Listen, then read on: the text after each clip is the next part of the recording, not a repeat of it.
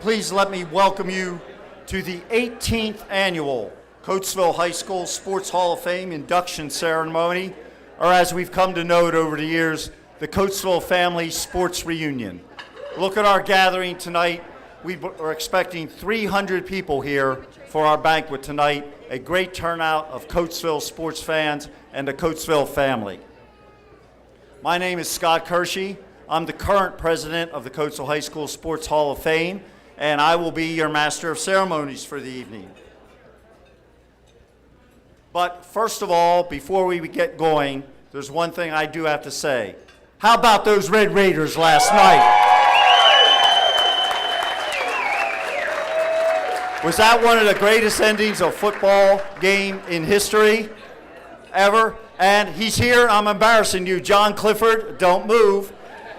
John Clifford, starting linebacker, starting tight end for the Coatesville Red Raiders football team. In the game last night, John had an interception and a reception. He caught a pass and he intercepted a pass in the game. So how about those Red Raiders last night? Also, Mr. Al Ray Johnson back there from 3C TV, the game is available to be viewed. ChestmontFootball.com. If you go to ChestmontFootball.com, the game is archived and you can watch it. Try and catch those last 49 seconds if you can. All right, so got a plug in there for the Red Raiders. We start our evening with a tradition we started a few years ago. We have a procession of our inductees, and they are escorted by a Hall of Fame member or a committee member. So let us introduce tonight's inductees. First of all, our special team recognition. The 1983 indoor track team was state champs. The 83 outdoor track team was state runner-up. The 84 indoor track team was state runner-up. The members here tonight coming in, escorted by their coach, Mr. Harry Lewis, Hall of Fame member.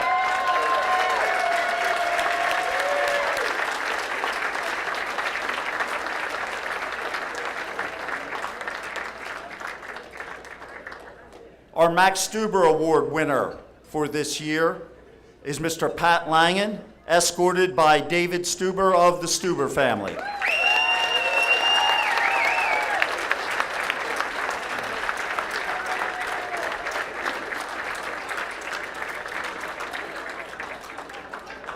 Our next inductee coming in is Mr. Carroll Shuler for wrestling, escorted by Mr. Mike Logue.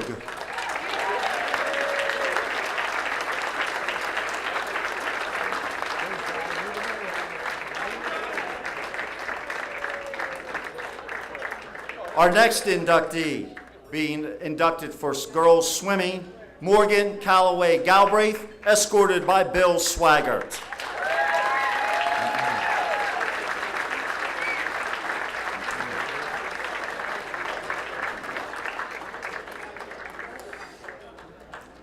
Our next inductee is Derrick Morgan, being represented tonight by his high school coach, Tom Nichols. Tom is escorted by Mr. Rob Fisher.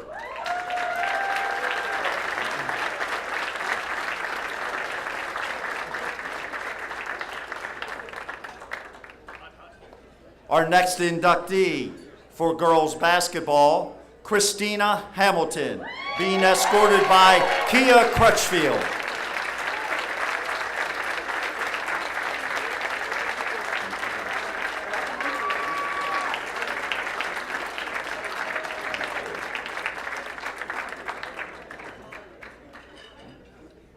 Our next inductee going in for baseball is Dan Newton, escorted tonight by Ernie Perella.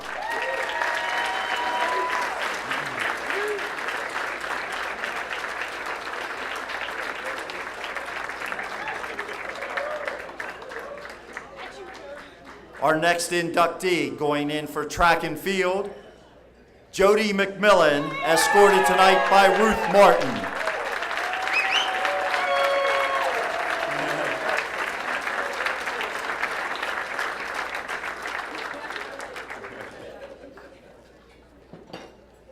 Our next inductee, also going in for track and field, is Sheena Crawley, escorted tonight by Dave Lapp.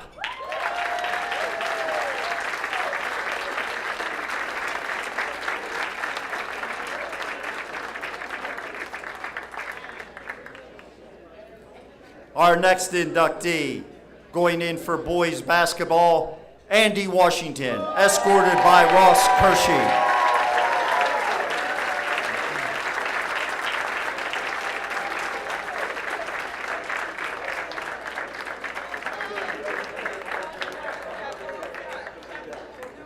And our final inductee of the night, going in for boys swimming, Brian McGinley, being escorted by Bill Richards.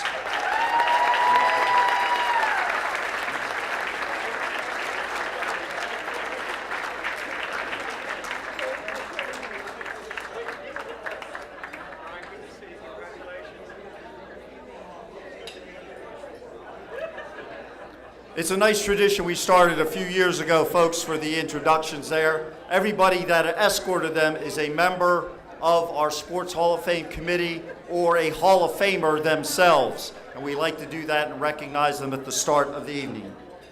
Right now, if you check your program, I'd like to introduce a Hall of Fame member and a member of our committee, Marty Connor. Marty will give the invocation, then lead us in the Pledge of Allegiance, and then we will have a verse of God Bless America. Marty Connor.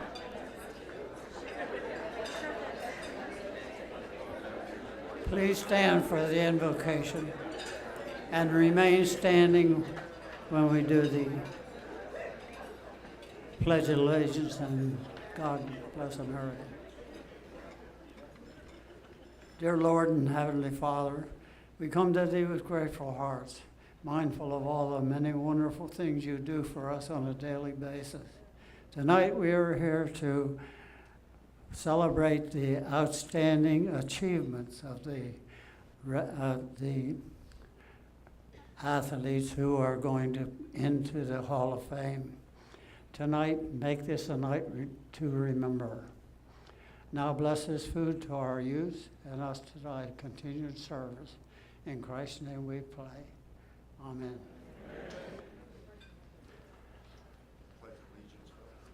We'll do the Pledge of Allegiance now. And we have a flag this year. I pledge allegiance to the flag of the United States of America and to the republic for which it stands, one nation, under God, indivisible, with liberty and justice for all. And now Marty will lead us in God Bless America.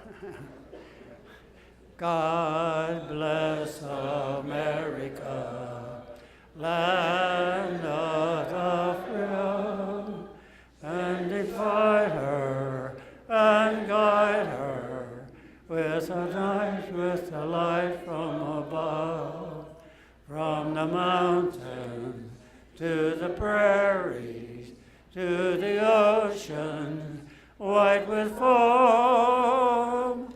God bless America, my home, sweet home. God bless America, my home, sweet home.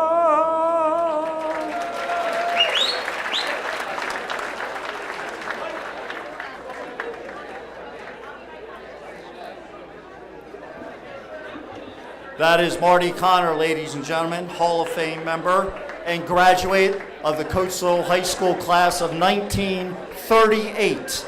Marty graduated in 1938 from Coatesville. Still very active on our committee. Ladies and gentlemen, just a few comments before we get started. Our committee has found a home here at Coatesville Country Club, and they really take care of us. I want to thank Lori Lessick, Patrick Marshalik, and Chef Chris Henry. Patrick Marshalik, great golfer, he's kicked my butt a few times out on this course. So, everybody, enjoy, and we'll be back in a while after dinner for our actual inductions. Thank you.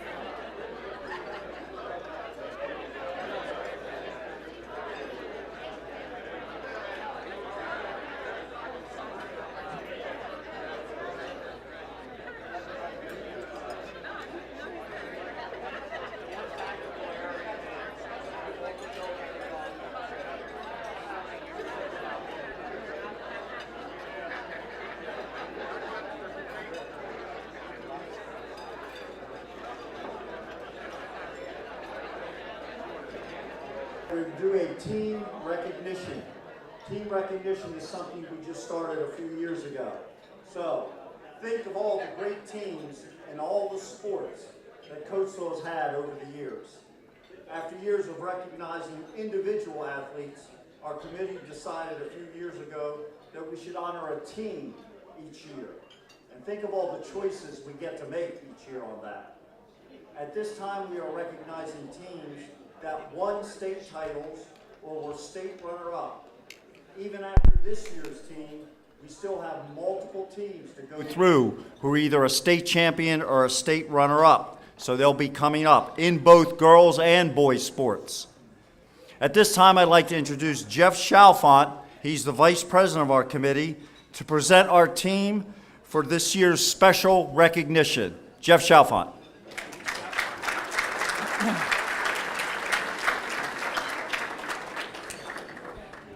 Good evening and welcome. This year, it's our privilege to recognize the 1983-84 boys track team. In the space of one calendar year, this special group of athletes and coaches garnered one PIAA state championship, 1983 indoor track, and two runner-up honors, the 1983 outdoor and 1984 PIAA indoor. At this time, would any team members and coaches that are here please come up front?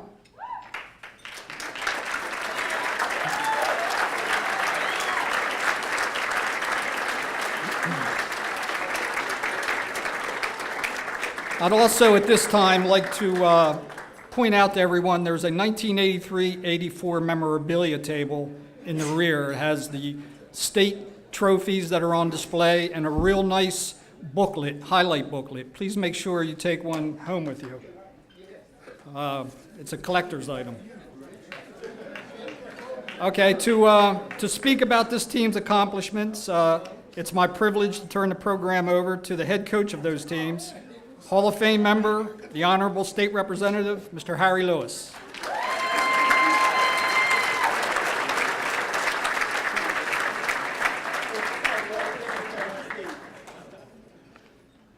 Good evening, everyone, and congratulations to all of the inductees tonight.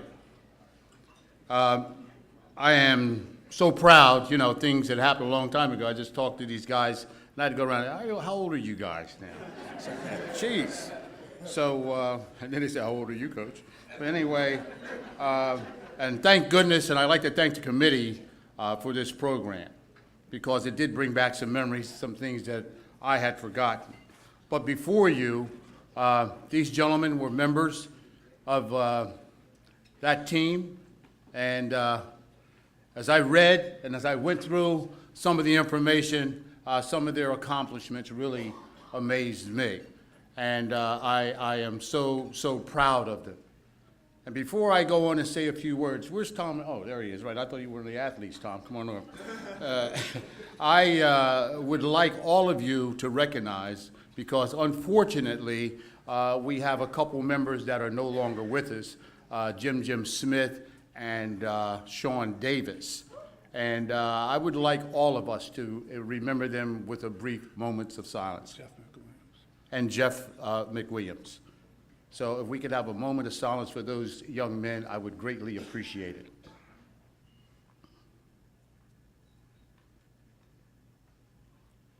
Thank you very much. Now, these young men, there were some personal bests. There aren't too many track teams in the world that had could boast two 7-foot high jumpers at the time. And we have two of them right here, Mr. Roy Melvin Thompson and Mr. Jody McMillan. And you know, that was our forte. We had some of the best runners, Jim Brooks. We have, who else is up here? Greg Hunter. And I can still visualize these young men running. And when we had the runner-up the championship back that year, we only lost to one team and two individuals. That was the days of Clinton Davis from Stilton High School. super sprinter, Stuber runner, and they beat us by 1 point. But anyway, we won't dwell on that. But I'm proud of these young men, and Tom, there were some unbelievable splits back in that time, and I would ask Tom Ingram to say a few words because he kept me on. You're not going to say anything? I can't follow you. But yes, you can. But anyway, I'm going to keep this brief, and if you would all please, if you don't already have one of these programs, please refer to it, and you'll see the amazing accomplishments that these young men did. Participated in New York, we participated all over the country, showing off Coatesville. And I tell you, this is like family. I'm a little nervous, and with everything that's going on now, I'm proud to be in this room with all of you, past and present.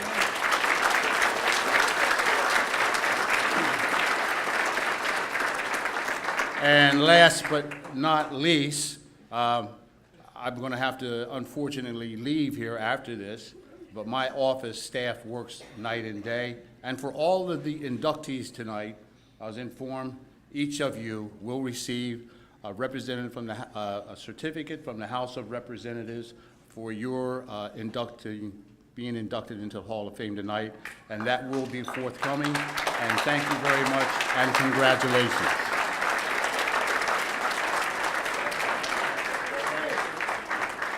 Thanks for being here. Greatly appreciate it. Thank you. Thank you.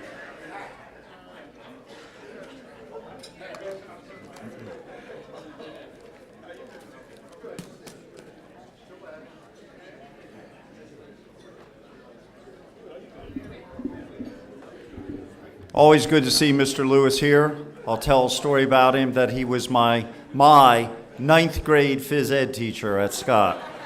So we will try and figure out the years there and see how old Mr. Lewis is. But yeah, that old. Okay, continuing on with our program, if you follow inside your program, you see we're moving to our Max Stuber Award. Mr. Stuber was in our first induction class for the Hall of Fame as a swimming coach, but many of you in this room will remember him as being the longtime athletic director at Coatesville High School, known very affectionately as Dad to everybody who knew him. He was a true Red Raider. The red and black meant everything to him. Upon his passing away, the committee decided to create an award in his memory for dedication and service to Coatesville School District athletics. Our first recipient was Pop Ransom. Who else would be more deserving than Pop Ransom to win that award for the very first time? Some past winners are here tonight. I've spotted some of them. Chuck Carroll, Bill Richards, Warren Stackhouse, Bill Gogler, people in the room I know who have won the Max Stuber Award. Becky Layfield also is here tonight. So those are the kind of people that get the Max Stuber Award for what they do, dedication and service to Coatesville athletics. The Stuber family has always been involved with receiving this award and participating in it. And we're very pleased tonight to have David Stuber, who's here and going to present the Max Stuber Award for 2017. David.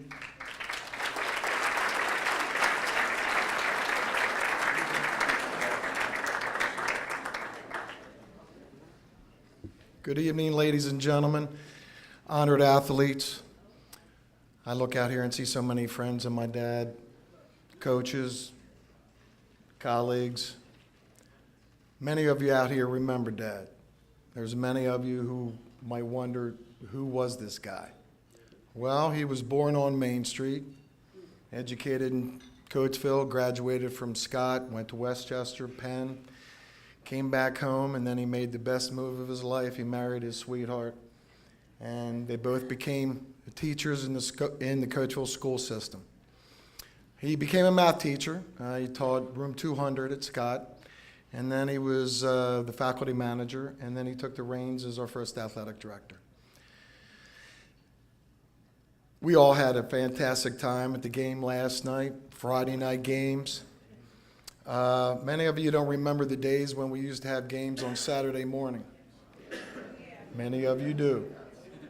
Those days, there was a buzz around town. Started, I believe the game started at 10 o'clock in the morning.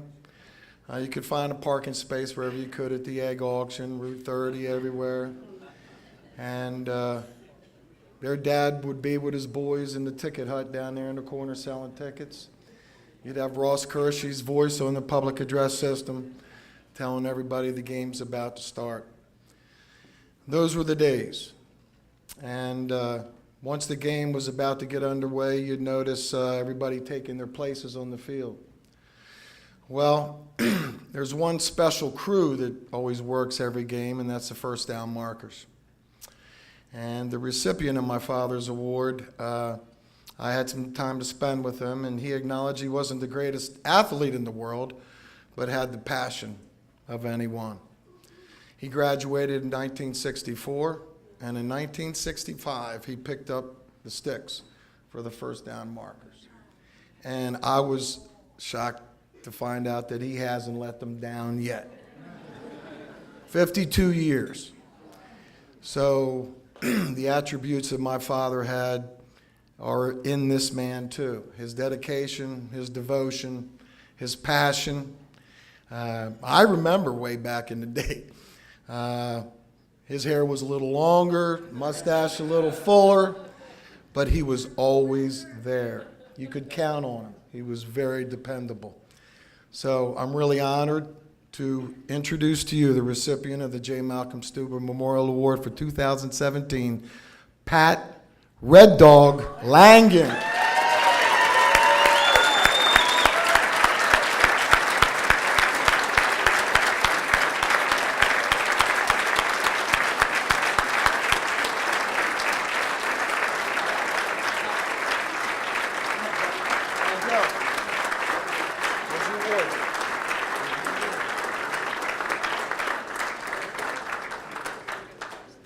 It's a lot different standing up here than it is sitting in that chair over there. There's only a few things I gotta say. My family's here.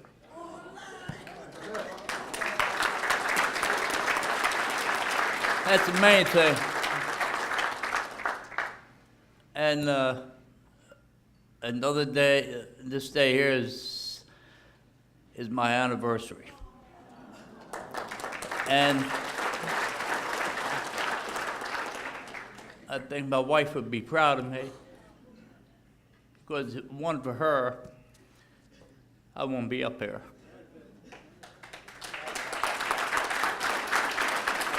Because she dealt with a lot of stuff in September. There you go with these football games again. I said, yes. She said, you probably love them more than you do me. I said, it's a close second. So look, thank you. I appreciate this. Everybody have a good night.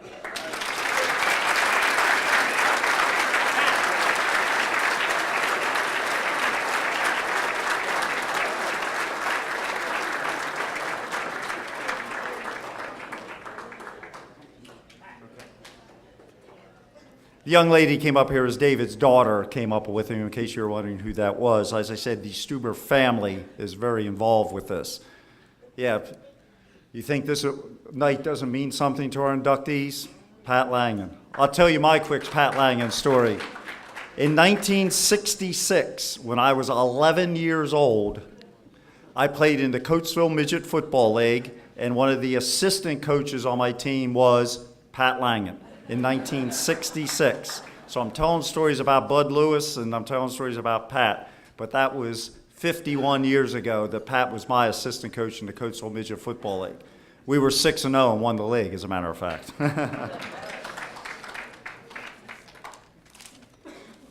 Okay, we're moving on, and we're going to go to our first inductee of the evening.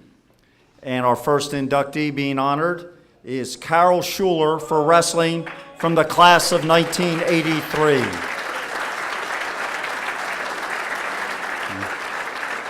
This is our 18th class for the Hall of Fame, and Carroll is just the 5th wrestler that we've inducted in 18 years. So that's entering a nice elite group of people.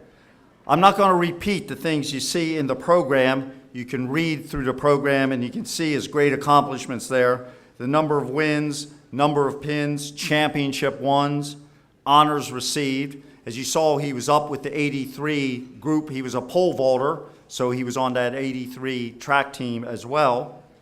There is one honor I will point out from the program.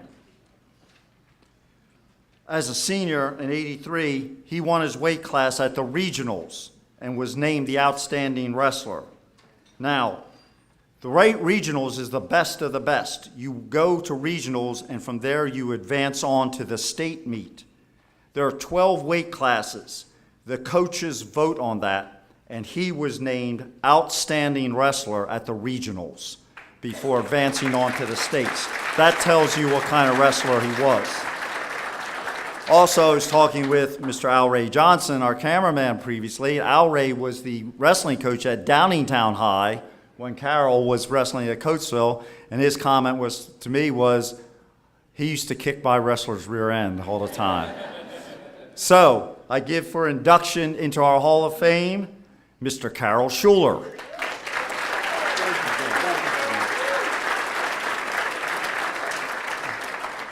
I'd like to say good evening to everybody, and I'd like to thank my Lord Jesus Christ, my Savior. I also like to thank my mother, Virginia Tagger, who's over there, for putting up with this for 4 years, because I was on varsity for 4 years. And I had no Christmas, no Thanksgiving, no birthday, because I had to make the weight class all the time. So, trust indeed, I enjoyed this meal tonight. Because back in 81 to 83, I could not eat none of this. So I also want to thank my 4 coaches, Larry Estep, Dave Noyes, Joe Frasney, and Mr. Jordan. And I also want to thank everybody who supported me through this, Dr. Vincent Miles, and also my family and my sisters, and I thank everybody for this award tonight. Thank you.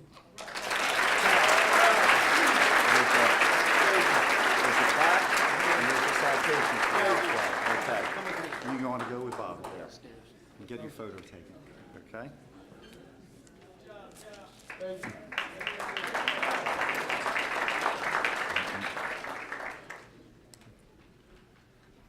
All right, I'm admitting to my age, putting my glasses on here. Our next inductee, Morgan Callaway Galbraith, being inducted for swimming from the class of 2006. Morgan is just our 4th female swimmer inducted into the Hall of Fame. So in 18 years, we've only taken in 4 female swimmers, Morgan being number 4. She was a team captain during her senior year. And as you can see, making trips to the PIAA State Championship swim meet became a regular part of Morgan's calendar every year. Freshman year through senior year, she made that journey and found great success at the state meet. I talked with her last night, just asking her for some memory or something about that from her high school years. And she said, you know what? Every time I think about swimming at Coatesville High School, my memories begin and end with my coach, Dave Morris. How special he made things at their meets. He said when they had big meets or would do things, he would make up songs for the meets, and he would work their names into the songs for the big meet that they were going to. So Morgan said, you know, Coach Morris was what she thinks of when she thinks of her years there. She is a record holder, a medal winner, and honored with many awards during her high school career. Morgan today still serves the Coatesville area. She's a special education teacher at the Child Career and Development Center in the Coatesville area. I present for induction into the Coatesville High School Sports Hall of Fame, Morgan Callaway Galbraith.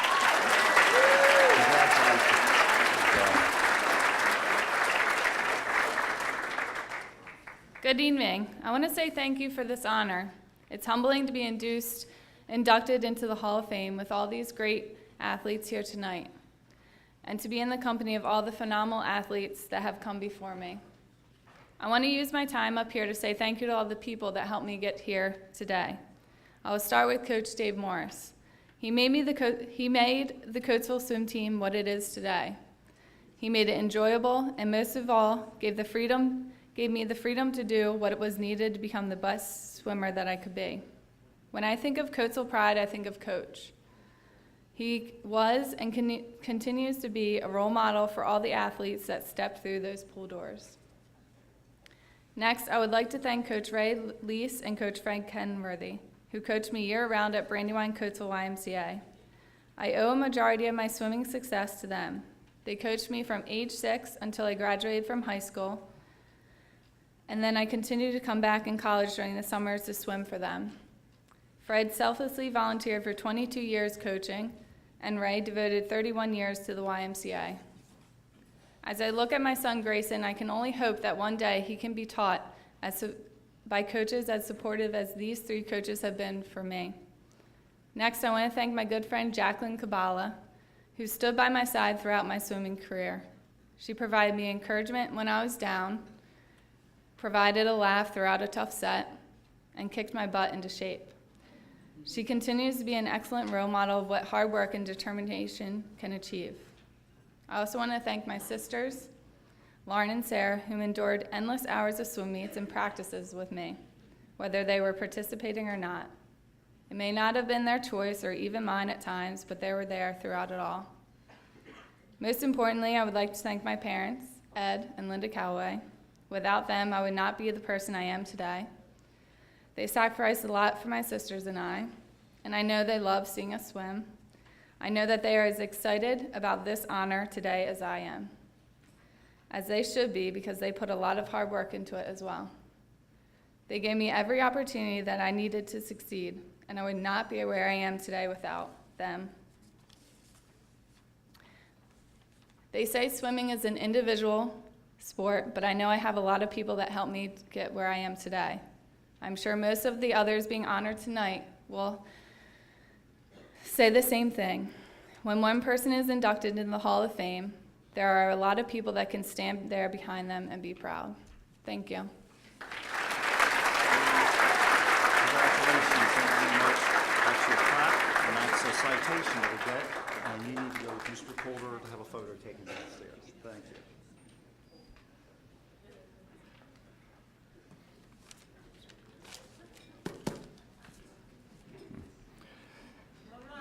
Now I have just a few comments to make, sort of intersperse some things as we do our inductees. Some people may ask, I wonder how many people are in the Coatesville High School Sports Hall of Fame.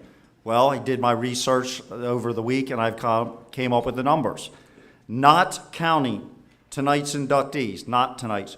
We have 109 male athletes, 39 female athletes, 18 coaches, both men and women, 9 previous Max Stuber Award winners, and 4 special awards we have given out. So that's a total of 179 members of the Coatesville High School Sports Hall of Fame.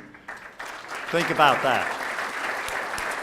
Think about all the athletes that have come through here in literally the last 90 years, because we were honoring people back into the 1920s, and we've inducted 179.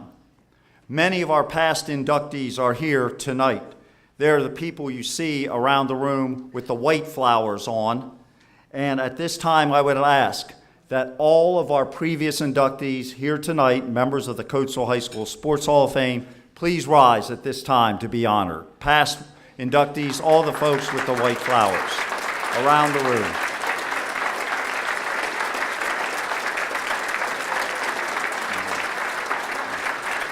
Thank you. Thank you very much, everybody. There are people here in this room that we see every year back here who are inducted, and they make a point of coming back every year. Now, on another note, Bob Fleck, Mr. Fleck, was in our first group of athletes we inducted into the Hall of Fame. He was a great football player at Coatesville. He was an All-American at Syracuse. His plaque is up on the stadium wall. And he was always here. Mr. Fleck passed away recently. He was a great supporter of Coatesville Hall of Fame, a great supporter of Coatesville football. He was at all the football games. The Fleck family has asked that a brief statement be read tonight, and Mike Logue, family friend, will be up at this time to read a brief statement that the Fleck family wanted to have for tonight's Hall of Fame. Mike?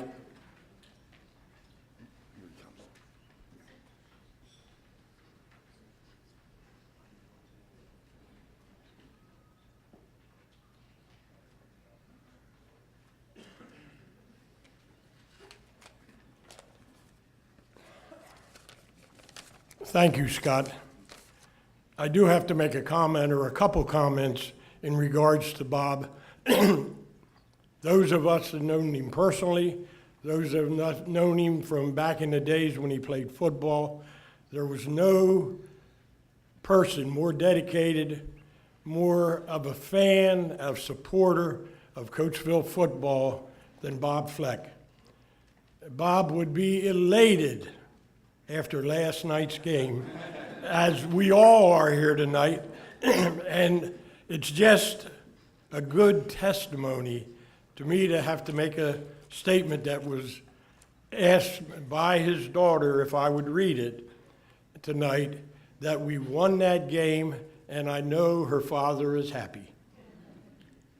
The family of Bob Fleck would like to extend their deepest gratitude to the Coatesville Sports Hall of Fame for the floral arrangement, the special message of sympathy, and the thoughtful and touching moments of silence during the September 29th home football game.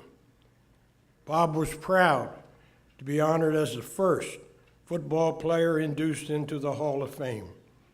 A special thank you to Marty Flynn and Jean Bernight for initiating this great event, which he looked forward to every year.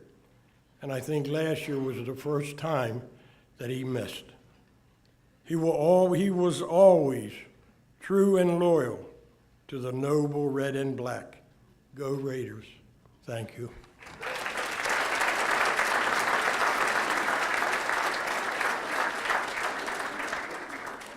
I really only knew Mr. Fleck from coming to the Hall of Fame and seeing him at football games. And there's just one word I will use to describe him, and I think that's a word that doesn't get enough respect anymore, but Mr. Fleck was a gentleman. He was a complete and total gentleman, and he will be greatly missed by this hall. He was a fine person. He truly was. Our next inductee for football from the class of 2007, Derrick Morgan. One of the most honored defensive players in the history of Coatesville High, Derrick was simply a national caliber elite athlete. His great statistics and honors are shown in our program, but I'll give you my personal memory of Derrick. Some of you may not know it or you might recognize my voice, but this is my 20th year of announcing the home football games at Coatesville High School. So I've been doing it for 20 straight years now. So I saw Derrick play all of his home games. And our last year inductee, C.J. Gray, I got to see C.J. play all of his games, which was an honor. So I did all of those games. And we talk about Derrick, the defensive player, but the Derrick Morgan I always remember is the battering ram fullback.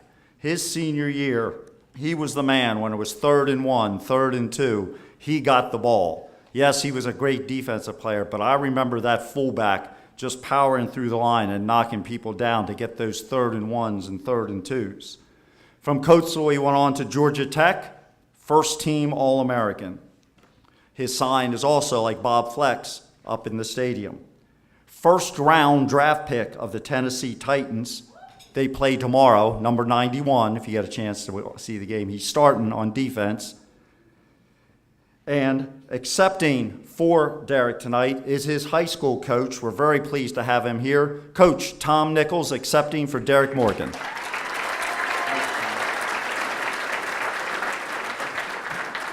I'd just like to say what an honor it is to accept for Derrick and speak on his behalf and just say what a wonderful event this is.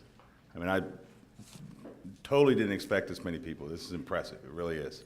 By the way, he also played tailback. We weren't afraid to put a 260-pound tailback in. A couple things jump to my mind when I think of Derrick beyond football. Like when I got the call, Mr. Fisher asked me to speak for him. First thing that came to mind was the relationship he had with his mother. She was totally the driving force behind him, and how much he cared about her, and how much she cared about him. It was truly impressive. Because Derrick wasn't originally from Coatesville. He was actually born in Columbia in Lancaster County. And we were very fortunate to have him move here in 8th grade. It made my job much easier. The next thing that jumped out at me, if you've ever been involved in recruiting at the 1A level, and you're watching coaches come in and give their little sales pitch and do that kind of thing, Derrick knew what he wanted. Like he wasn't going anywhere to play football. He was going somewhere that fit him academically and where he felt comfortable. And when he decided to go to Georgia Tech, and if you know anything about recruiting, all that does is tell 1A coaches who they have to beat. They don't stop recruiting. So when he decided to go to Georgia Tech, I sat there with a Penn State coach and saw one of the most impressive sales pitches I've ever seen. Like, this is how much money these D linemen are making in the NFL. Look at how big our stadium is, big glossy photos. I felt uncomfortable for him. All right. Next day, 2 days later, I get a call from Notre Dame. Notre Dame hadn't even offered him a visit, but now they wanted to come in and talk to him. So I go to Derrick and I say, well, Coach Notre Dame called, he wants to speak to you tomorrow. He goes, no. I'm like, you want me to call the Notre Dame coach back and tell him no? He goes, yeah. So that was one of the things that really impressed me about him, his integrity, how his word meant something. And he decided to go to Georgia Tech because that's where he really wanted to be. All right, the last story that came to mind. Well, Derrick wasn't a defensive lineman his sophomore year. He was a linebacker.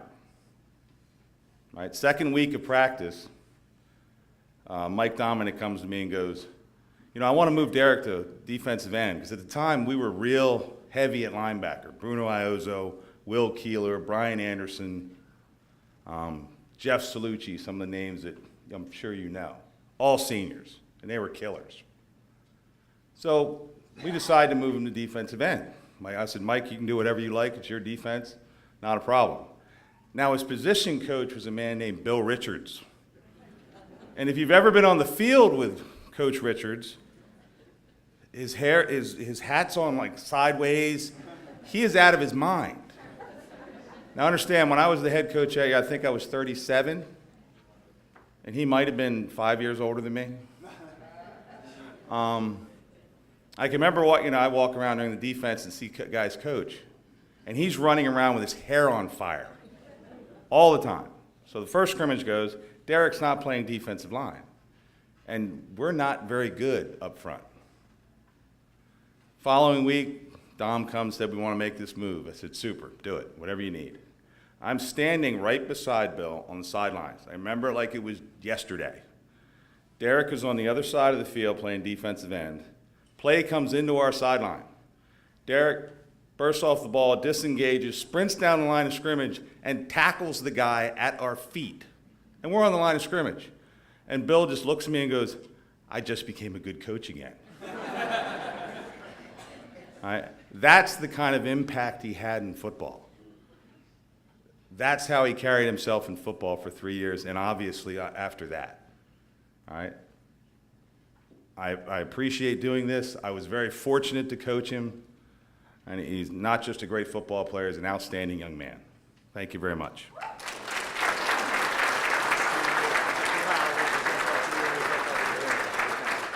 Go with Bobby Coulter for a photo.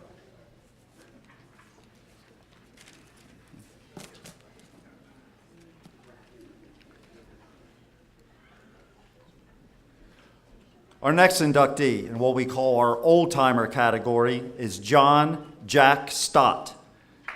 He was from the class of 1924, and Jack Stott earned 14 varsity letters during his time at Coatesville High School. I want to acknowledge Bob Coulter, the president, past president for this organization, for getting us the info on Jack. I'll be honest, we weren't really aware of him. Even Marty Connor, who's our historian and knows everybody back there, did not know Jack Stott because he was even before Marty's time. So we just did not know about him. And Bob found this excellent article in the old Coatesville Record when Jack had passed away, and he brought it to us. And we were just reading through this article, which is actually an excellent article, very detailed, and we're going like, oh my gosh, this guy is something else.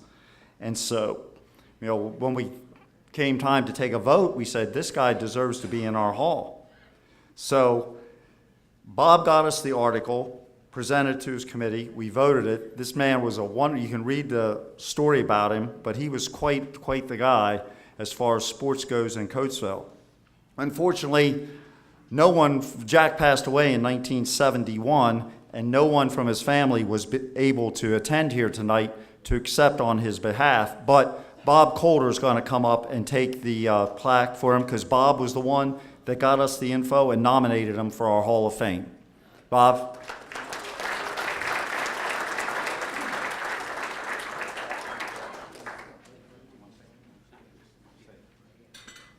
I appreciate accepting this for Jack. I'll make sure that his family gets it, but please read his bio in there. Jack was a phenomenal athlete. He was like the athletes all were at that time. In the 1920s, everybody played every sport. But to earn 14 varsity letters is really phenomenal. He played football, he played basketball, track, swimming.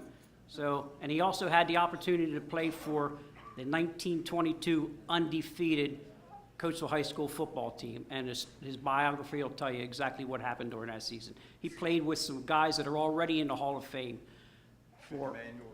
Right, Vicky Manuel was the coach of that year, and we've had guys that are already in there that Jack got the opportunity to play with. So read his bio. I was kind of shocked when I found this article that he was really an amazing athlete. So on Jack's behalf, thank you very much.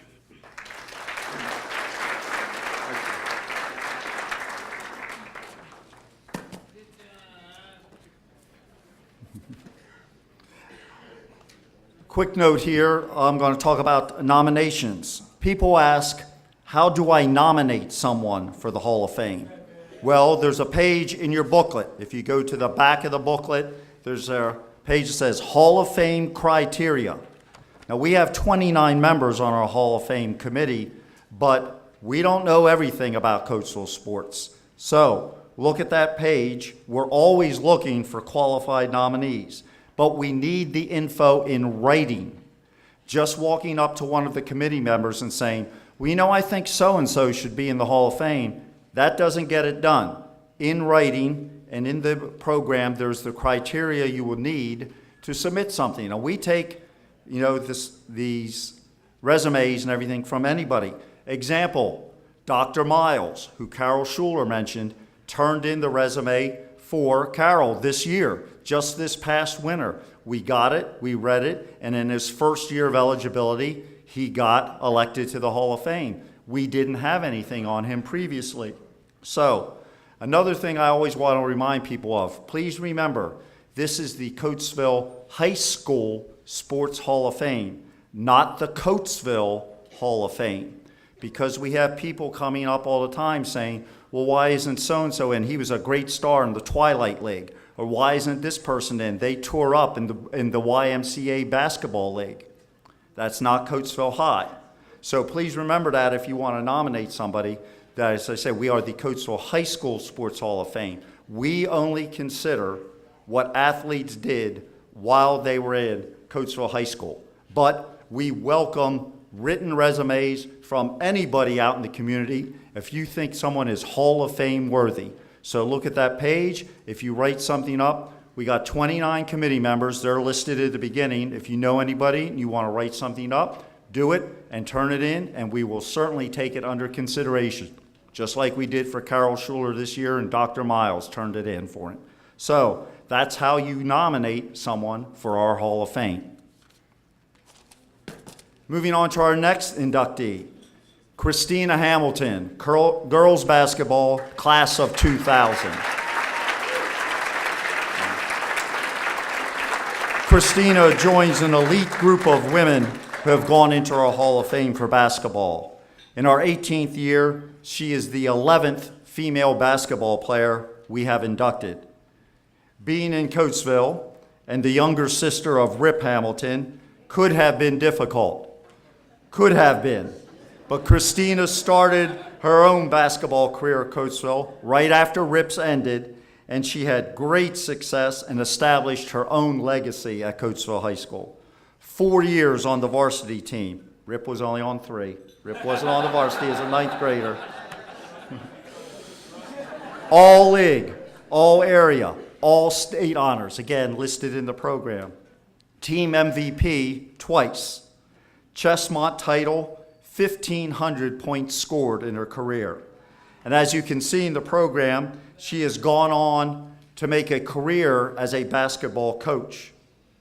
I present for induction into the Coatesville High School Sports Hall of Fame, Christina Hamilton.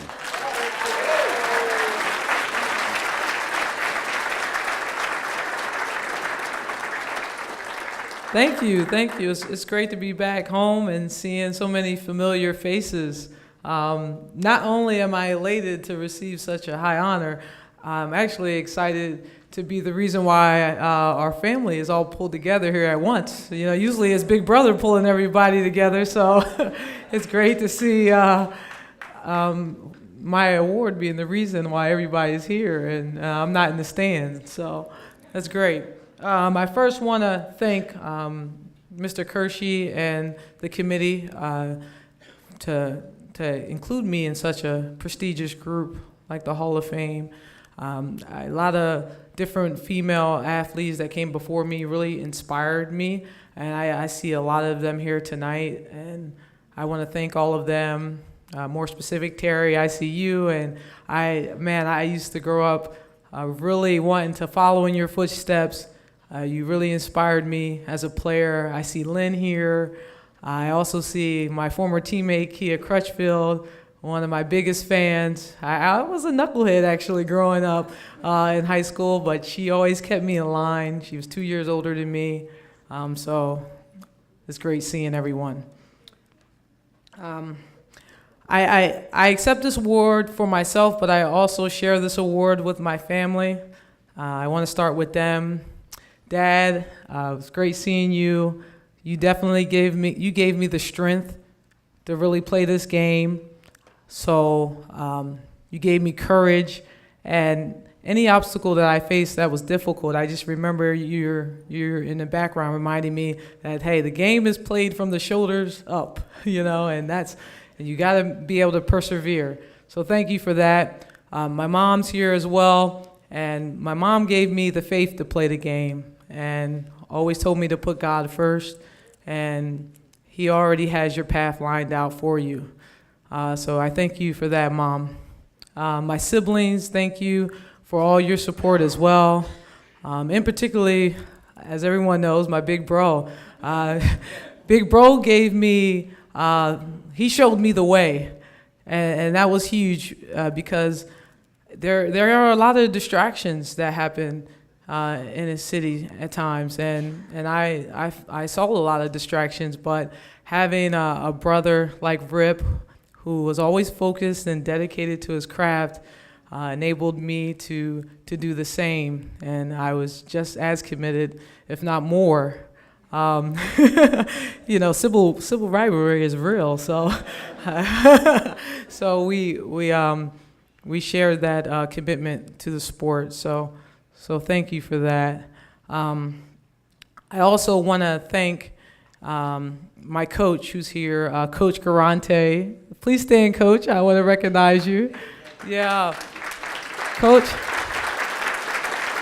I share this award with Coach Garante as well because Coach Garante, he reached me as a coach because it was a lot of things that I was not willing to hear at the time because I did have the strength from my father in the faith, and I thought I was okay to go. But Coach Garante really helped me become more disciplined, and then he also told me the importance of being more vulnerable and to share more. I think that I wasn't as cognizant as a player of the people around me and how my ways impacted others. And he really brought that to light. He never gave up on me too. You know, he was one of those coaches that would ride my tail. And I appreciate that. So thank you. Thank you. I also want to thank my friends as well. I see a lot of you here. A lot of my mentees, Kyra and Amber, they're both have been inducted as well. Beat me out, actually. But it's great to see my friends and my mentees. And then I also want to thank my cousin, Jonathan Hamilton. My cousin John, we went to school together, and he was probably the reason why I didn't get in trouble. He always protected me in school. So thank you, everyone. I'm glad to be here, and God bless.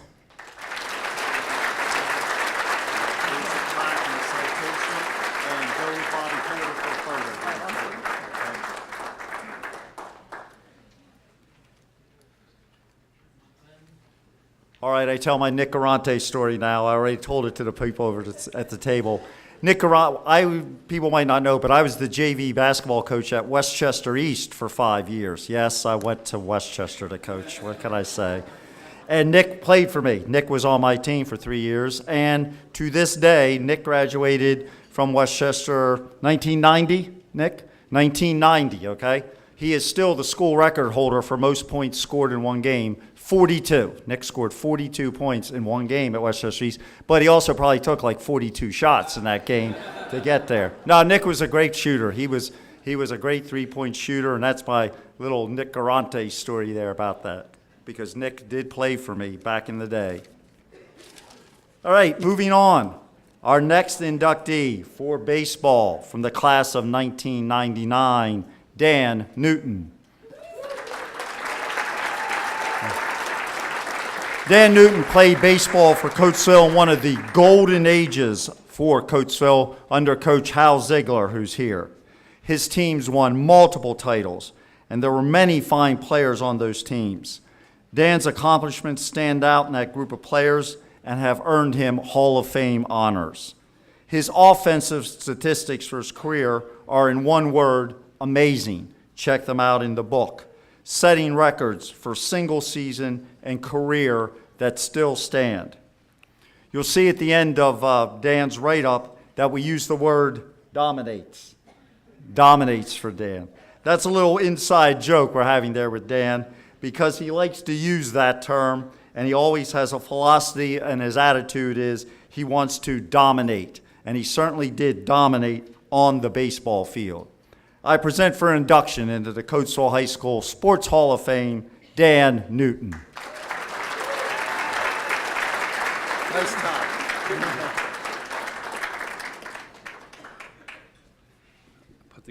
Put together some words here on my way. I'm going to do my best to give thanks and credit and show my gratitude, but I have a really amazing story, and I don't feel like there's any way I can do it justice. Anyway, here it goes. I think it goes without saying, no one person has ever stood up here alone. The people who are inducted here, we are the incredibly lucky and certainly, talented as well. But talent only gets you so far, and we all know that. We've all seen talent in this town go to waste in some form or another. That was not the case with me. My supporting staff was so inspiring, so supportive that my athletic ability was able to be maximized at a level seemingly no one can surpass. I mean, if you look at all those records, Mom, Dad, Mom, Tony, those are our records. They're our records. Even if they're broken, the Hall of Fame committee has at least allowed our memories to live on forever in the form of this plaque up here. It'll be hanging in the Hall of Fame for all of time, and I appreciate that, Hall of Fame committee. Thanks for getting me in. Thanks for getting me in a timely manner. Glad that my grandparents were able to see. Two of my biggest fans, and now my wife and my daughter. So the timing was perfect. I was at a huge advantage, I feel like, compared to a lot of people. And, I don't mind saying it. I had 2 grandmoms that spoiled me, that cooked, cleaned, they took care of me, took care of my clothes, everything. We have student athletes in this district, some of whom don't know where their next meal is coming from.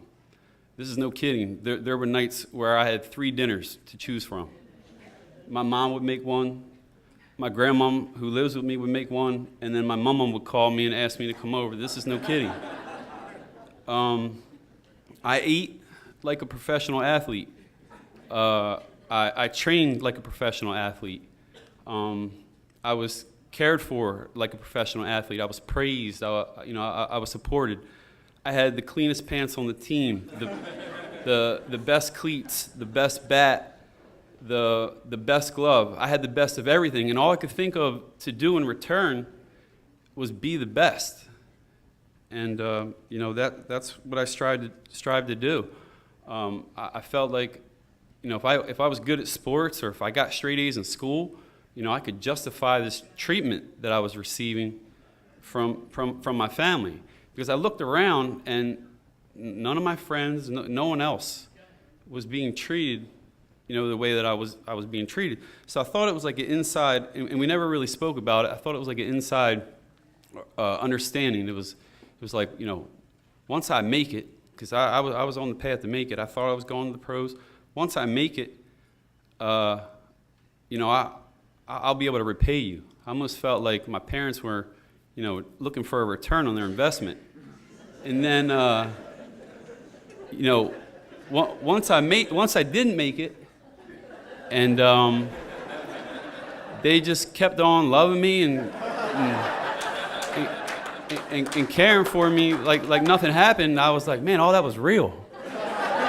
Like, I just have the best parents in the whole world, man. There's so many things to thank. I want to thank God for aligning the stars, keeping those stars aligned for my entire athletic career. I played for probably the most amazing coaching staff an adolescent could ever play for. Starting with, I'll just throw out some names, Paul Boggs, probably the winningest midget league football coach, turned me into an animal, turned me into a monster at a very young age. Moved on, I saw him here tonight, legends like Jackie Helm, Coach John Barr, state championship. Hal Ziegler, probably the winningest baseball coach in the state of Pennsylvania. 2 all PSAC coaches of the year when I played at the college level. And just thinking, tonight didn't even think of this. Jeff Chalfant, he coached me. Todd Reed's like, hey man, we're coming to the banquet for you. And I'm like, why are you coming for me? You coach me. Todd Reed, he might not know it, but he's responsible for burning the home run pitch into my retina. He used to serve up the juiciest fastballs. This is coach pitch. He used to serve up the juiciest fastballs, probably a little high. And I remember at one point hitting 7 home runs in a row of him. 7 home runs in a row. And then my 8th at bat, the coach backed the team up so far that they were in the creek. And we didn't have a fence yet. They were in the creek. And I could have just hit the ball over the shortstop's head. I probably could just hit the ball in the outfield anywhere and just ran around the bases. But there was something about watching an outfielder turn and tuck his tail and run after one of my balls that, I wanted to see. So my 8th at bat, I don't know if you remember this, Todd, but I do. And that's what sports do for us. They create memories that last a lifetime. I got up my 8th at bat, 7 home runs in a row, bases were loaded. First pitch right down the middle. I swing as hard as because I got to hit this ball over their heads. I swing as hard as I can, right through it. And I don't know what happened. I swear my bat went through the ball. Second pitch, right down the middle. Swung right through it. And the third pitch, it was perfect. I swung with all my might, right through it. Strike 3. It was the first time that I ever struck out in my entire life. And I cried. I did. And that's when, it it was after the tears have subsided, that's when the greatest coach of all time took me in, my father. And he taught me everything. And that day, specifically, and if anybody ever played for him or coached with him, you know this lesson, he taught me that you can only swing so hard that you keep your head on the ball. And then he goes into his rendition, and he over-embellishes it, and he goes, you're going like this. You're going like this. You got to keep your head on the ball.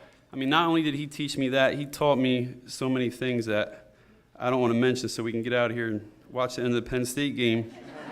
But my dad and I, we won for 13 years straight. We won 13 league championships in a row, a state championship, countless district championships, teamed up with the winningest coach I mentioned before, Hal Ziegler. They put together a undefeated regular season at the high school.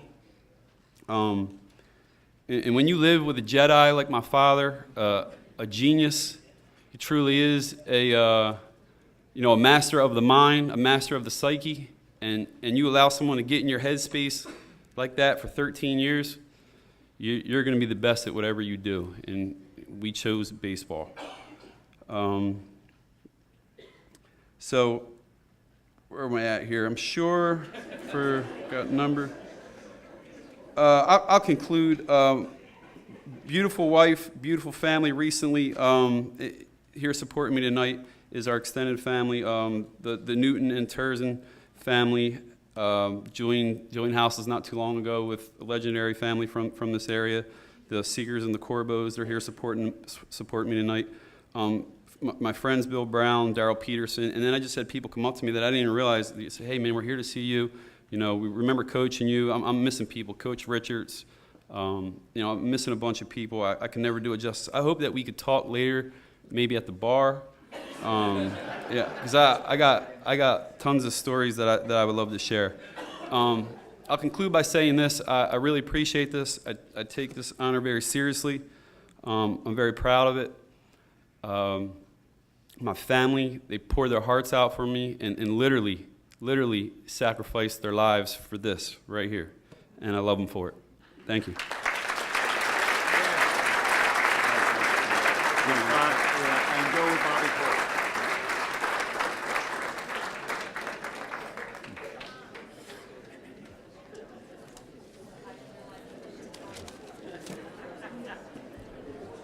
Like a lot of former Coatesville High graduates and athletes, Dan has returned to Coatesville and is a teacher at South Brandywine because he simply wanted to come to his home community and continue to serve his community, and now is out at South Brandywine. All right, a few other quick notes here. You may ask the question, what else does our committee do besides this banquet each year? Well, here are some items. First, the girls' 1,000-point banner that you see hanging in the background. Again, a project of Bob Coulter's. There was this great banner hanging in the gym with all the boys' 1,000-point scores.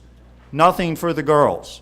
And we said, we're going to change that. So we undertook this project approximately, a year ago, and we said, we're going to get something done. It took us a while with some trials and tribulations, but that banner is finally complete and in the back. We received generous donation from the West End Fire Hall, also received Polish Club donation, crafts buses, and several individuals so we could purchase that banner. It will be hung in the gymnasium for this season coming up for girls basketball. Also, thank you. Several of the people in attendance tonight, actually quite a few, are up on that banner if you check it out. Our Hall of Fame committee gives an award for the Outstanding Male and Female Athlete of the Year award at Coatesville High School. Now, we don't pick the winners, but we give a monetary award to the winners each year. The winners are picked by school district coaches, but the Hall of Fame committee supports them that way. We've also done displays at Coatesville sports history events several times throughout the years. You also see a page, I want to bring this up, in the program where we're recognizing the Coatesville Athletic Association. They ended their run as an organization this year, And when all was settled up, they made a very generous donation of all the remaining funds to our Hall of Fame. A very generous gift that we plan on putting to use on some sort of special project, undecided as of yet.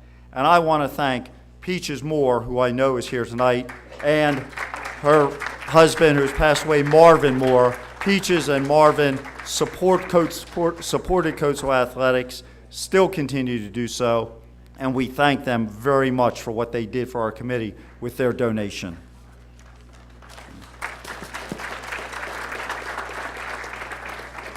Moving on, our next inductee for track and field, Jody McMillan from the class of 1985.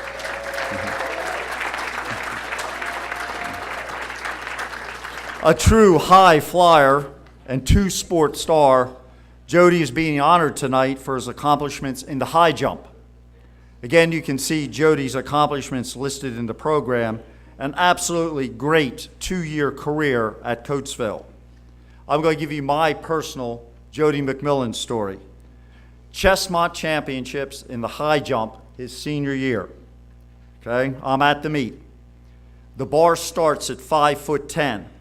They come to the name, they read down McMillan, pass. Bar goes to 6 foot, McMillan, pass. 6'2", McMillan, pass. 6'4", McMillan, pass. The bar goes to 6'6". There's one other competitor left in the competition. Jody runs up, takes one jump, clears the bar by this much. The other guy misses all 3 times. He took one jump, he was chessmont champion. That's a true story. He went on to clear 6'10" that day. He went on to 6'8", 6'10", but he was chessmont champion by taking one jump in the competition. Yep. And Jody was certainly considered by our committee for basketball as well. You have to read a little write-up there about what he did. But because of his great individual efforts that he did in the high jump on the Chessmont district state levels, we decided to honor him for that individual event as a high jumper. So I present for induction into the Coatesville High School Sports Hall of Fame, Jody McMillan.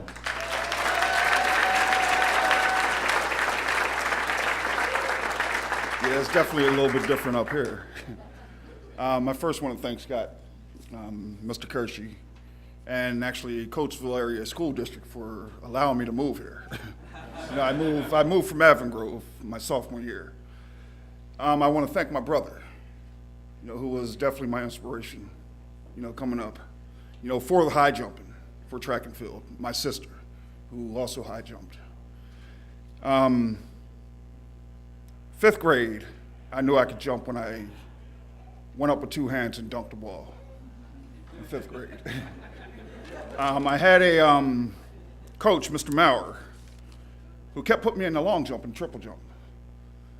And instead of me jumping out, I would jump straight up in the air. So I would only, you know, go like 17 feet. You know, that's when he put me in the high jump. And my first track meet, I jumped in 8th grade, 6'5½".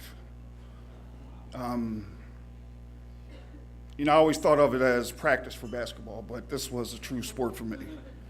You know, because I was a 210-pound high jumper, you know, who was jumping 7 feet, you know, over 7 feet. And, you know, just being able to be nominated for this is a blessing. You know, until a couple days ago, I didn't realize how honored I was, you know, because I always wanted to be in here for basketball. You know, but now I know for a fact why I'm here, you know, because there's a lot of great people who came through here. You know, I just want to thank everybody else who was inducted before me, you know, for paving the way. You know, my cousin Amber, you know, Rip, you know, all the ones before me who, Coach Smith, you know, Jerome, Roy Hamilton, Roy Thompson, sorry, Roy. You know, people like Floyd Thompson, you know, the record that I wanted to beat, and I did. You know, I don't know, it's just an honor to be here, you know. And I want to thank somebody who opened my eyes the other day, Christine Tobelman. Where you at? Is she still here? There she is. She put her little hand up. You know, I'm just honored, that's all. You know, I just want to thank you guys.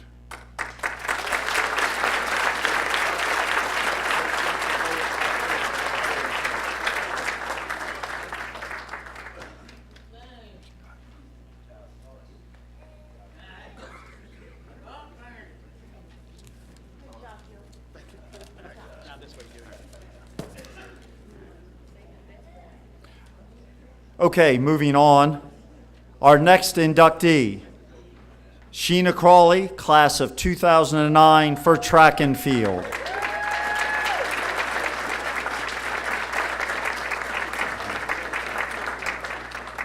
One of the most respected and admired athletes to come out of Coatesville in the last few years, Sheena is being honored tonight for her accomplishments on the track. To show you how people feel about Sheena, she was a unanimous selection to the Hall of Fame this year. Every member of our committee voted for her. She got every single vote. And it may have happened in the past, since I've been a member of the committee for about, approximately the last 6 or 7 years. I know that's the first time it's happened since I've been on the committee. One interesting story, I always like to talk to the inductees beforehand and get some stuff, but you see it in the program. It says in the program that finally as a senior, you just decided to give cross country a try. They'd never run cross country until that year, indoor track, outdoor track. She was a soccer player and admits she wasn't really that great a soccer player. But what it doesn't have in the program is the fact that during that senior year, she continued to play soccer and run cross country. So she didn't give up soccer. She just said, okay, I'll run cross country along with playing soccer. So she continued to do that during her senior year. Cross country, indoor track, outdoor track. Sheena was a champion, a medal winner, and a record setter multiple times in her high school career. As you can see, she went on to have a great career at Franklin and Marshall College. I just reconnected with her college coach here tonight, Mr. Stott, who I met many years ago and haven't seen for probably 20 years, and he came up and reintroduced himself to me. And he's here tonight because of the person that Sheena is. So I present for induction into the Coatesville High School Sports Hall of Fame, Sheena Crawley.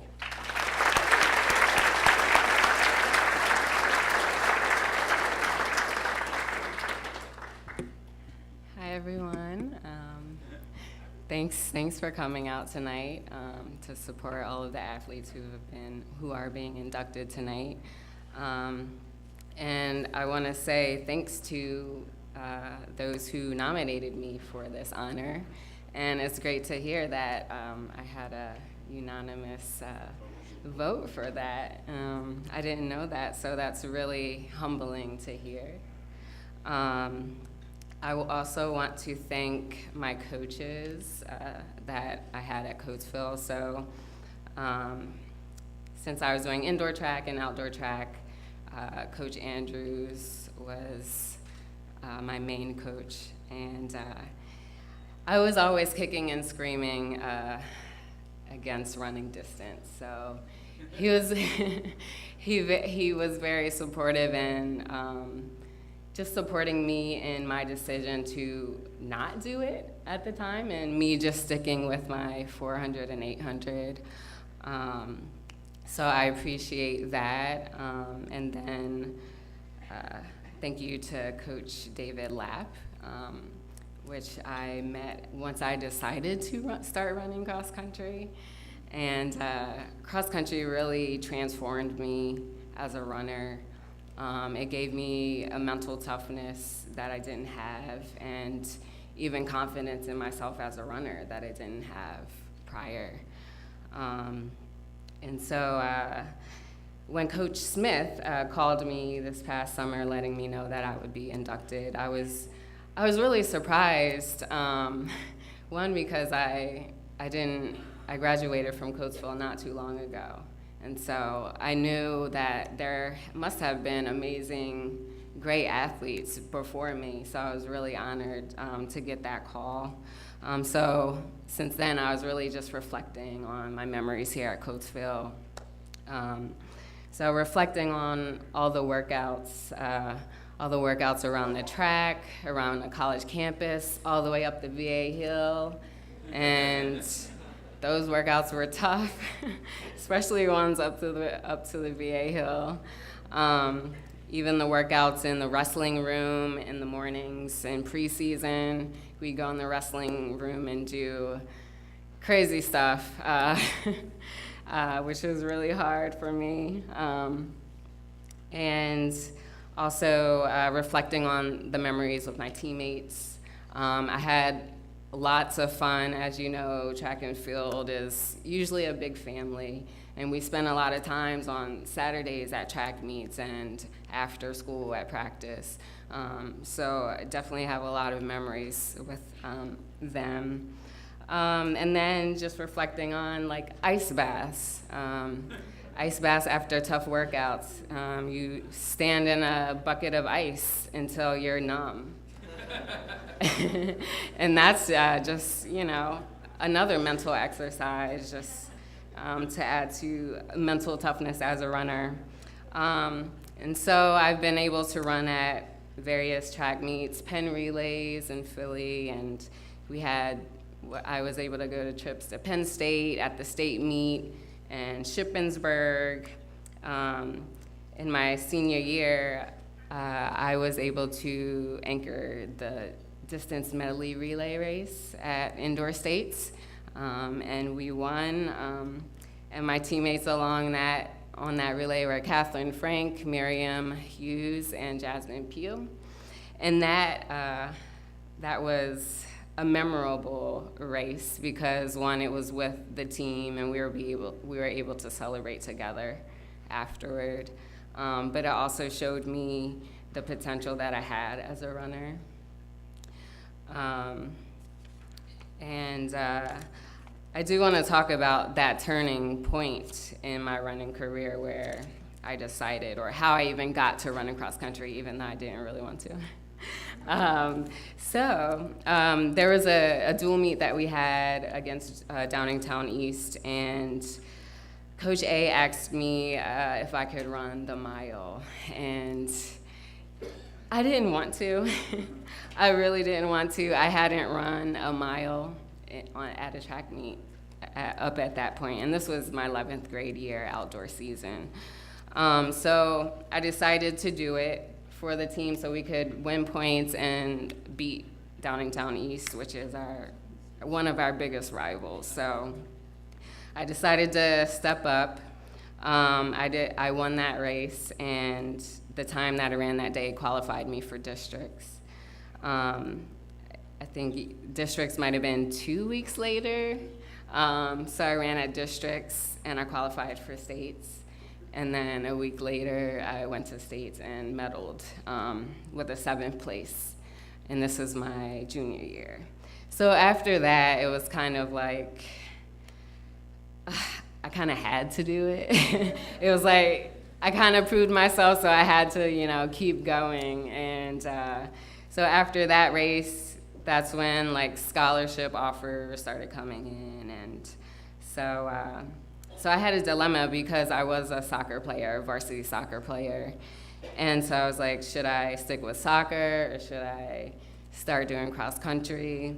And so it was that summer I was really kind of deciding what I should do because I didn't want to just abandon my soccer team. I had been with them for 3 years.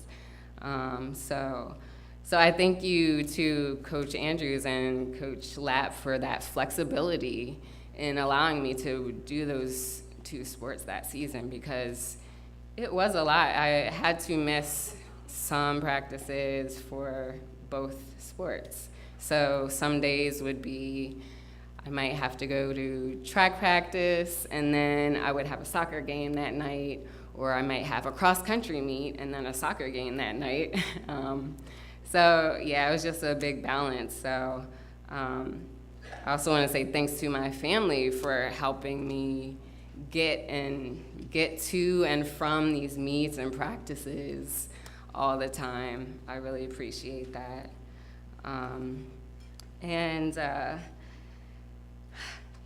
So I think my senior year, I ran cross country, and really, my running just took off from there.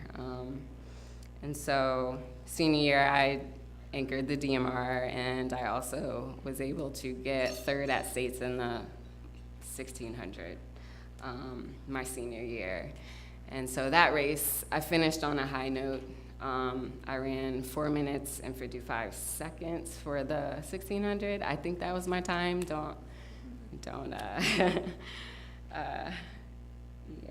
And finally, after high school, I went on to F&M College, Franklin and Marshall College in Lancaster. And I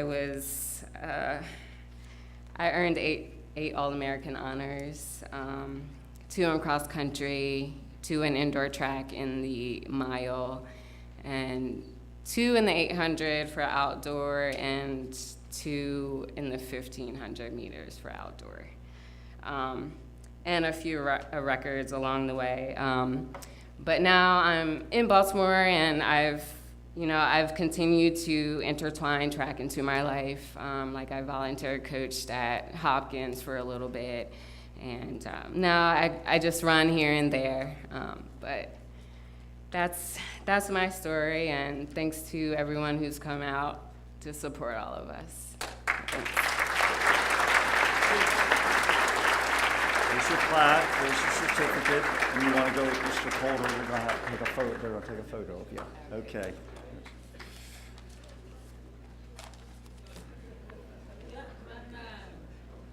Sheena mentioned Coach Andrew, who is here tonight, and he wanted me also to mention, we were talking about John Clifford earlier with the football team. Brooke Hutton of Coatesville won the Chessmont Championship in cross country this week. Brooke came on to win. She had a great freshman year, of injured sophomore year, but she's back and she won the Chessmont, and we want to acknowledge that as well. To all our inductees who have gone through and will be, remember at the end of the evening, when everything's done, we need all inductees to come up front.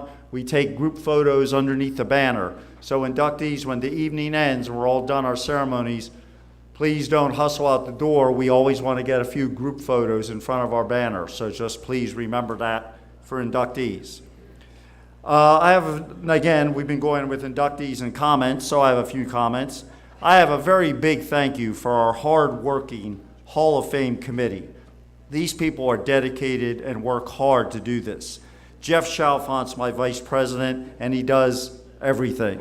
Terry Johnson Lynch is our secretary. She takes down the records. She keeps us in line, tells us what we said or everything, even if she does forget Dr. Bonsel's in attendance every month. Gary Gill, our treasurer, the man who keeps track of the money and does everything. Gary is so valuable to our committee. For a banquet like this doesn't get done easily. Our banquet chairman is Mike Logue. Gene Bernight does our tickets. Dave Lapp is publicity. A big thank you to Bob Calder, who you've seen all over the place tonight. Bob was the previous president. I took over for Bob. This is my first year. His helping me in my first year has been invaluable. I don't get through this first year, this first banquet, without what Bob's done for me. Greg DePedro at the flower shop is on vacation. Last we checked, we got word he's in Taiwan right now.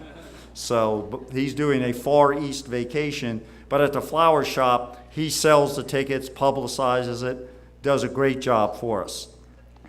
Doug Haight, who came onto the committee, brand new this year. We needed someone new to do the program. Doug does our program now for us. Danny Jones took over and did the photo plaques this year. These very beautiful photo plaques you see up front, those are the ones that will be hung up in the school, permanent display for the Hall of Fame members. They don't get those to take home with them, but these are the ones that go up in the school. Very nice job on the plaques tonight. So that's our committee. Now, we exist to honor, promote, and support Coatesville athletics. We know there are many negative headlines and stories going on about Coatesville now. But an event like this, that is such a great Coatesville event, no one but our group here tonight's gonna know about this, because our county newspaper chooses to simply ignore us. We've tried to get coverage, but to no avail. As Rob Fisher, a member of our committee and former principal, pointed out a couple years ago, when Coatesville was getting some negative headlines and all there for those events, Rob told us at a meeting one night, you know, last night we inducted 100 kids into the Coatesville Honor Society, and there wasn't a single reporter or cameraman or photographer at the event. And that's what we have to fight here at Coatesville, and an organization like this, and you people in this room who are Coatesville High supporters, have to overcome what's going on with Coatesville right now. But I'll tell you this, if someone in Coatesville gets arrested for jaywalking tonight, you better believe that'll be on the front page of our county newspaper tomorrow. And that's the end of my editorial about our local newspaper. We know what Coatesville's about. In this room tonight is what Coatesville's all about. Sorry about my little editorial there, but some things need to be said. All right, our next inductee from the class of 1984 boys basketball, Andy Washington.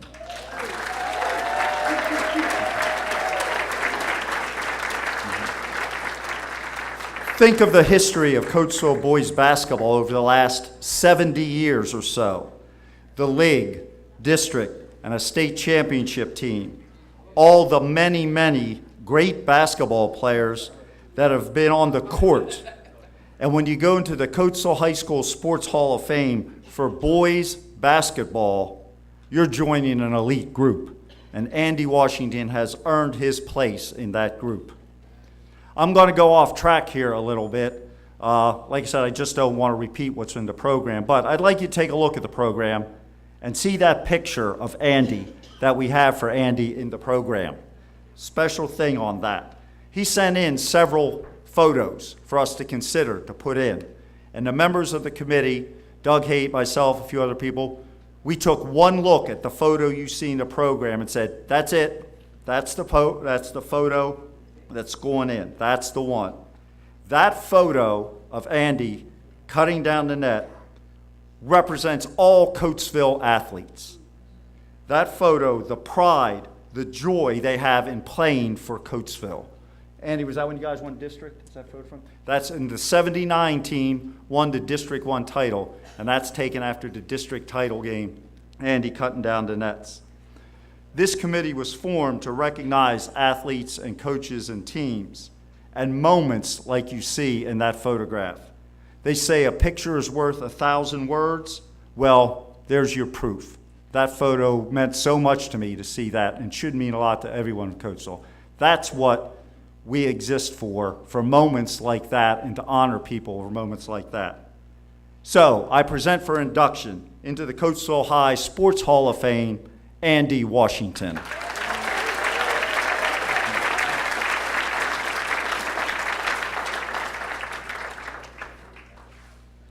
Good evening. I greet you in the name of the carpenter's son from the ghetto of Nazareth, Jesus the Christ. To the Hall of Fame Honoree Committee, I thank you for your consideration. To my wonderful family who's here with me tonight. To my daughters, Yoma, Shay, and Andrea. To my lovely sisters, Janet, Evelyn, and Marie. To all my brothers, Mitchell, Erwin, and Francis. To my church family. To my friends, to my co-workers, and to my teammates. Basketball was introduced to me by my brother Francis. We grew up in a home of 7 people. And when it snowed, we were bored, we didn't have things to do. So we would take the apple basket, the laundry basket, and hang it up and began to shoot, to have fun, and to pass time. I thank my brother Francis because I mimicked him. I would watch him play. And everything Francis did, I would do. And this award today basically should go to my brother because I followed him in playing basketball. There were others who helped me coming up. Early ages was a man named Bishop Edward Mail. Bishop Edward Mail would come get us and pick us up and take us to play basketball. He would put about 20 people in the back of a station wagon. And we just wanted to play so bad that we would pile up and just go and play in various places. In Benner Elementary School, there was a man by the name of Bob Zazzo, who had a league in Benner where we were able to play guys like Tony Joseph and Monk Jones. We were able to participate in that elementary school league. In junior high, there was Mr. Smith and Mr. Tedeschi. But between junior high and high school, I played a lot at 9th Avenue Park. And at that park, under the recreation director of a guy named Earl Soup Johnson, we had some of the best games there with guys like Fred Trowery, Al Thomas. They were some great games. And Earl Johnson played there. And Earl wasn't the best player, but he could run his mouth something terrible. Back in those days, as long as you won the game, you could continue to play. And guys would line up and say, I got next, or I got next. But if Earl Johnson's team won, I still can hear him saying some of that talk that he would give to me. Get off the court, you're no good, you guys get off, I won. Earl Johnson, I thank God for him. In senior high, I had Chuck Carroll and Ross Kershey. You cannot mention the name of basketball and not consider those names. Coach Kershey did stuff for us when we couldn't afford to get a flu shot. He would sneak us in Dr. Bonsul's office, and we would get our flu shots. I want to thank my brother Irwin, who would put me on the train, and I would go to 56 and Christian to a gym called Sherwood Gym. Coming out of Coatesville, I thought that I was big and bad, and I was all that. The average basket is about 10 foot tall. At Sherwood Gym, the basket was 12 feet tall, but nobody told me until I went up to dunk. And I found out.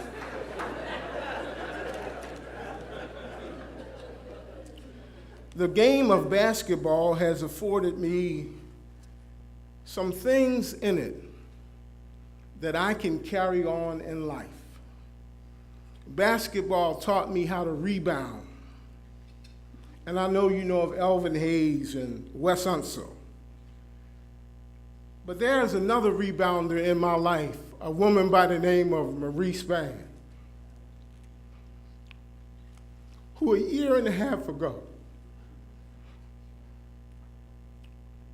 wasn't supposed to be here. But tonight, my sister's here to celebrate.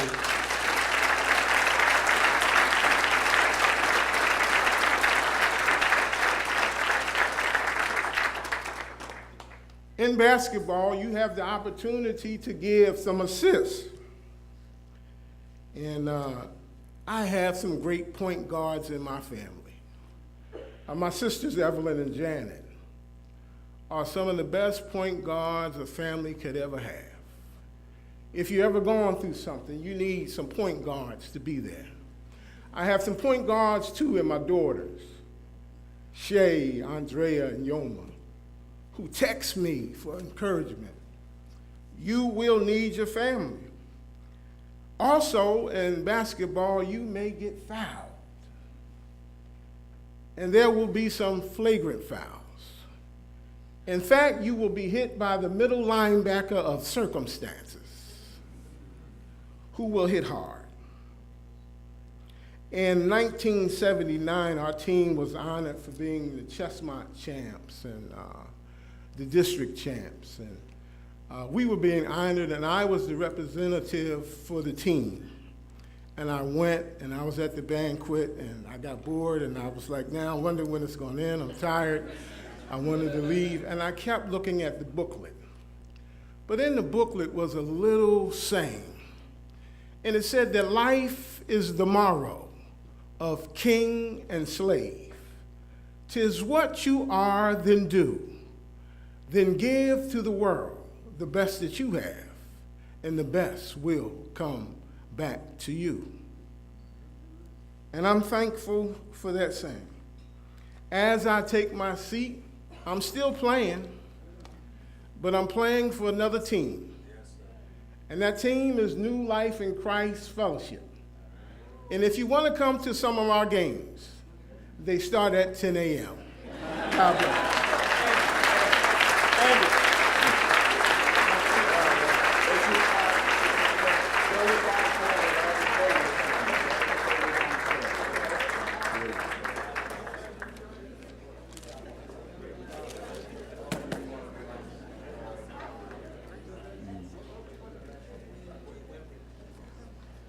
Okay, on with our next and final inductee of the evening. Going in from the class of 1995 for boys swimming, Brian McGinley. Again, you can read about Brian's accomplishments. Just some comments. In the sports world, the shelf life of a sprinter is usually very short. That's why a Usain Bolt or a Dara Torres are so respected. Well, in Brian McGinley, Coatesville has its own exception to the rule for sprinters. 4 years in a row, he went to the state championship meet in the 50-yard freestyle, the ultimate sprint in swimming. He capped off his career with a third-place finish as a senior. He was also a school record holder in the 100 freestyle and the 100 butterfly. And when I spoke to Brian this week just to get his thoughts about coming into the Hall of Fame, one thing he stressed to me and he really wanted to say was his admiration and his respect for the three coaches in his career that had a great influence on him. Ray Lease, who Morgan spoke about, Mike Randler, and Dave Morris as well. Those three men meant a lot to Brian through his career at Coatesville High School. I present for induction into the Coatesville High School Sports Hall of Fame, Brian McGinley.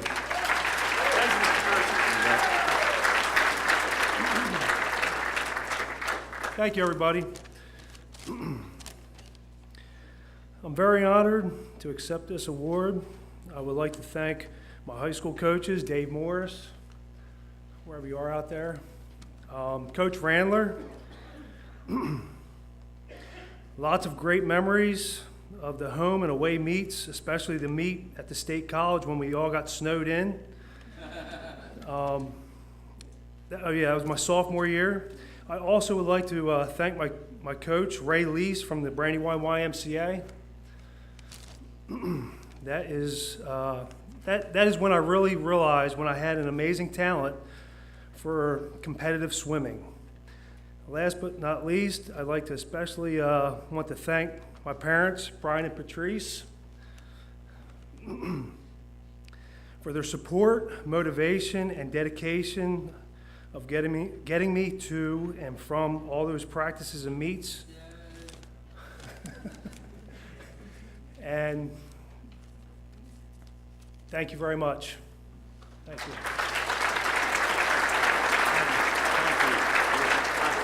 Go with Bob photo taken downstairs.